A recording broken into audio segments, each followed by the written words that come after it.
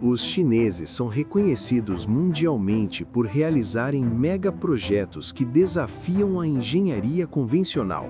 Eles já construíram a maior barragem do planeta, bateram recordes com a maior ponte marítima do mundo e criaram uma malha ferroviária capaz de atravessar o país em velocidades que humilham até sistemas europeus.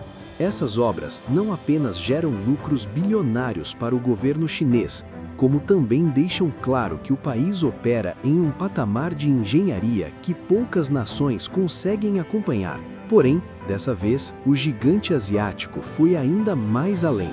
A China decidiu enfrentar um inimigo que não aparece nos mapas, não dispara mísseis e não cerceia fronteiras, mas pode destruir um país de dentro para fora. A falta de água. A água sempre foi um dos recursos mais estratégicos para a sobrevivência da civilização. Ela define onde cidades surgem, onde plantações prosperam, onde indústrias se instalam e onde populações inteiras podem se sustentar.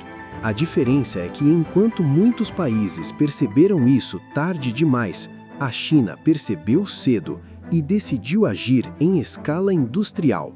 Durante o 14º Plano Quinquenal, o governo chinês destinou 5,68 trilhões de yuans para consolidar o maior sistema de infraestrutura hídrica do planeta. Para se ter uma ideia do que isso significa, estamos falando de um investimento superior ao PIB anual de países inteiros, tudo destinado a mover a água para onde ela não existe, garantir irrigação para onde ela é indispensável e alimentar metrópoles gigantescas que simplesmente não poderiam existir sem ela. A lógica por trás do projeto é quase brutal em sua simplicidade. O sul da China tem água demais e o norte não tem o suficiente. E quando um país tem 1,4 bilhão de habitantes, centenas de megacidades e uma das maiores máquinas industriais do planeta, essa desigualdade hídrica não é um detalhe, é uma ameaça. É por isso que a infraestrutura hídrica chinesa não foi construída apenas para lidar com secas sazonais, mas para redesenhar o mapa hidráulico do país. Ela conecta rios inteiros, transfere bilhões de metros cúbicos de água, forma redes de reservatórios, alimenta sistemas de irrigação, substitui mananciais contaminados e ainda restaura rios e lagos que já estavam considerados mortos. Hoje, a Rede Nacional de Abastecimento cobre 80,3% do território chinês, algo sem precedentes na história mundial. Em Pequim, mais de 80% da água potável consumida pela população vem de um único megaprojeto, o Desvio Sul-Norte. Em Zhengzhou, esse número ultrapassa 90%, e na bacia de Heilongjiang, mais de 5 milhões de pessoas deixaram de beber água salobra, substituindo-a por água transferida de regiões mais favoráveis. Até agora, só as rotas leste e central do sistema já transferiram mais de 85 bilhões de metros cúbicos de água, o suficiente para encher dezenas de milhões de piscinas olímpicas. Mas o papel desse sistema não termina nos centros urbanos. A China também usa a rede para sustentar sua agricultura, e esse é um ponto que muda completamente a escala do problema. O país precisa alimentar 20% da população mundial, mas dispõe de apenas 7% da água doce do planeta. Para resolver essa equação, a irrigação deixa de ser um luxo e passa a ser um pilar estratégico. No condado de Zhejiang, por exemplo, pomares utilizam água desviada através do histórico sistema de Dujiangeng, uma obra com mais de 2.000 anos que foi ampliada ao longo do tempo e continua funcionando até hoje. Só essa região irrigou mais de 700 mil hectares, ajudando a garantir que a meta de que até 2025 mais de 80% da produção de grãos do país seja irrigada. E não se trata apenas de tornar o campo produtivo, mas de impedir o colapso rural.